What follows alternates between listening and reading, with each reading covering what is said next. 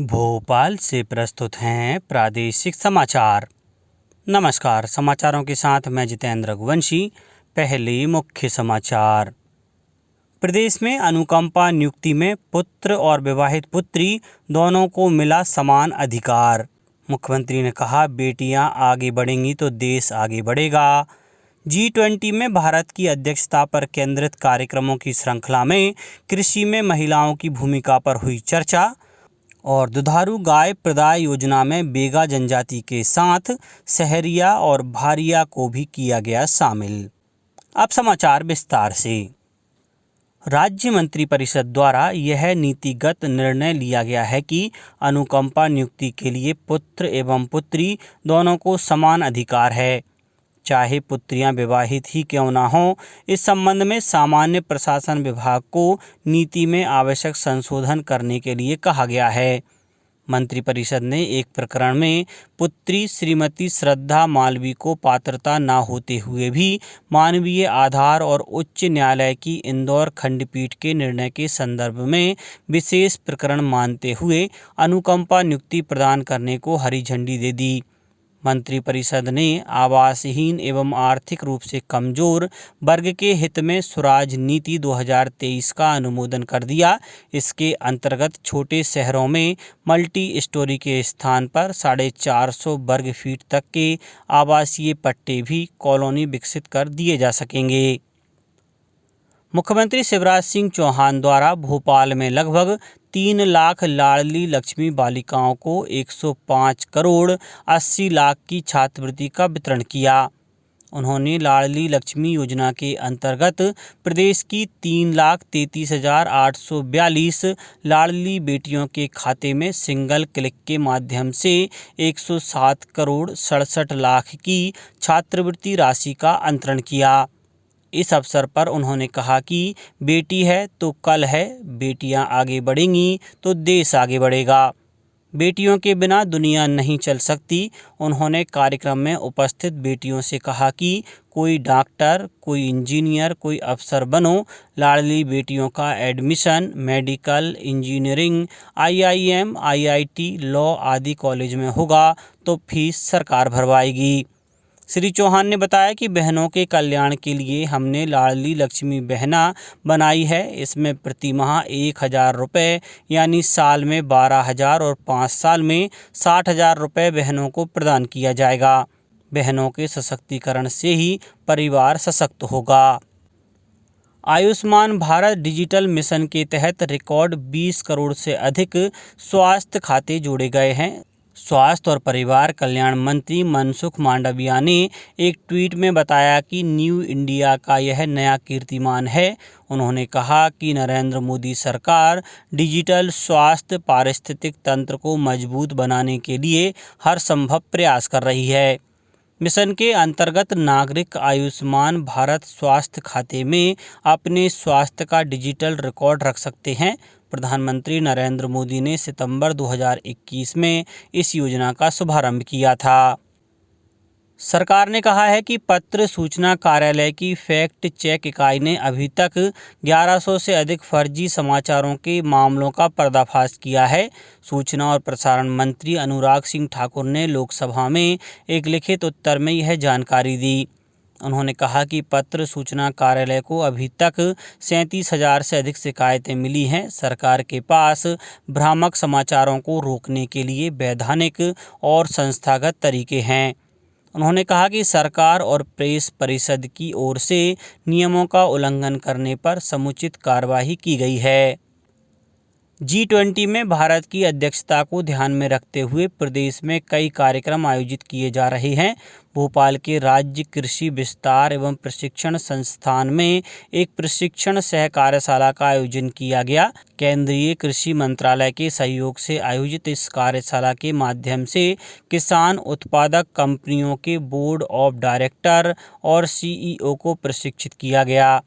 कृषि व्यवसाय में महिलाओं की भागीदारी बढ़ाने के उद्देश्य से आयोजित इस कार्यशाला में कृषि की उन्नति के लिए प्रमुख 4 बैंकों द्वारा कृषि मंत्रालय के साथ MOU साइन किए गए।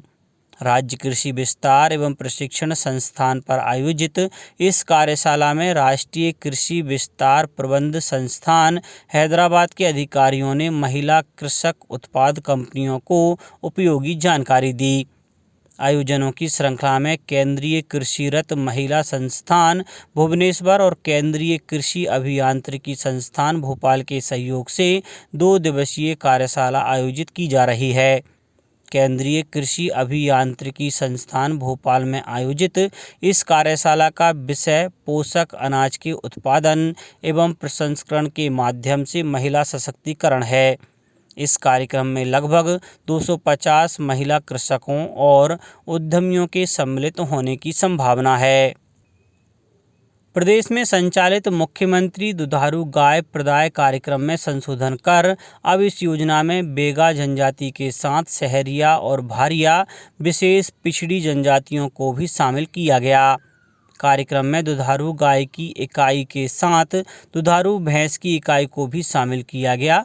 अब इस योजना को विशेष पिछड़ी जनजातियों के लिए मुख्यमंत्री दुधारू पशु प्रदाय कार्यक्रम के नाम से जाना जाएगा। राज्य मंत्रिपरिषद द्वारा हुई एक बैठक में पशुपालन एवं डेयरी विभाग में वर्ष 2022-23 में मुख्यमंत्री पशुपालन विकास योजना में 150 करोड़ रुपए का बजट प्रावधान किया गया है। टीकमगढ़ जिले में निजी स्कूल अपने आसपास के गांव या फिर मोहल्ले को गोद लेकर यहां के असाक्षर लोगों को साक्षर बनाने का काम करेंगे। इसके लिए निजी स्कूलों के शिक्षकों को प्रशिक्षण दिया जाएगा। असाक्षर व्यक्ति को पठन पाठन कराने वाले को अक्षर साथी नाम दिया जाएगा।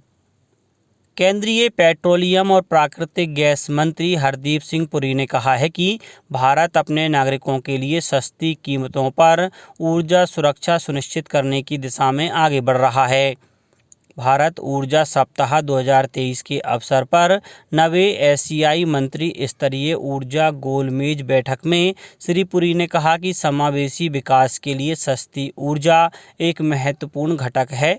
उन्होंने कहा कि नवीकरणीय ऊर्जा से लेकर परमाणु या उन्नत जैव ईंधन सहित विभिन्न प्रकार के ऊर्जा समाधानों पर काम करने की भी आवश्यकता है। श्री पुरी ने कहा कि भारत अब 10% जैव ईंधन इथेनॉल सम्मिश्रण तक पहुंच गया है और 20% सम्मिश्रण का लक्ष्य जो 2030 के लिए निर्धारित किया गया था उसे आगे बढ़ाकर 2025 कर दिया गया है। अब कुछ समाचार संक्षेप में। नर्मदापुरम जिले के सुहागपुर के अंतर्गत आने वाले सतपुड़ा टाइगर रिजर्व में पक्षियों की पहचान करने के लिए देश भर से 100 से अधिक पक्षी विशेषज्ञ 10 से 12 फरवरी तक 3 दिन जंगल में पक्षियों का सर्वे करेंगे। छतरपुर में 11 फरवरी को आयोजित होने वाले राष्ट्रीय लोक अदालत के प्रचार प्रसार हेतु वाहन को हरी झंडी दिखाकर रवाना किया गया। खंडवा में लाडली लक्ष्मी योजना अंतर्गत कक्षा 6वीं, कक्षा 9वीं, 11वीं और 12वीं में अध्ययनरत लाडली बालिकाओं को छात्रवृत्ति का वितरण किया गया। शिवपुरी जिले में खाद्य नागरिक आपूर्ति एवं उपभोक्ता संरक्षण विभाग के निर्देशानुसार माह फरवरी में सभी शासकीय उचित मूल्य दुकानों पर अन्न उत्सव का आयोजन किया जाएगा। हरदा में मुख्य चिकित्सा एवं स्वास्थ्य अधिकारी डॉक्टर HP सिंह ने शहरी क्षेत्र के आंगनबाड़ी केंद्र क्रमांक 1 पहुंचकर दस्तक अभियान का शुभारंभ किया। जबलपुर में अपर जिला कलेक्टर बिमलेश सिंह की न्यायालय ने सहपुरा के भमकी में रहने वाले एक दुग्ध कारोबारी पर 20,000 रुपये का अर्थदंड लगाया है और शहडोल जिले के शासकीय स्कूलों में दृष्टिबाधित और मूक बधिर विद्यार्थियों को पढ़ाने के लिए सामान्य शिक्षकों को ब्रेल लिपि और सांकेतिक भाषा का प्रशिक्षण दिया जाएगा। अंत में मुख्य समाचार एक बार फिर। प्रदेश में अनुकंपा नियुक्ति में पुत्र और विवाहित पुत्री दोनों को मिला समान अधिकार। मुख्यमंत्री ने कहा, बेटियां आगे बढ़ेंगी तो देश आगे बढ़ेगा। G20 में भारत की अध्यक्षता पर केंद्रित कार्यक्रमों की श्रृंखला में कृषि में महिलाओं की भूमिका पर हुई चर्चा और दुधारू गाय प्रदाय योजना में बेगा जनजाति के साथ सहरिया और भारिया को भी किया गया शामिल। इस बुलेटिन में इतना ही। घर पर रहिए, सुरक्षित रहिए और सुनते रहिए प्रादेशिक समाचार। नमस्कार।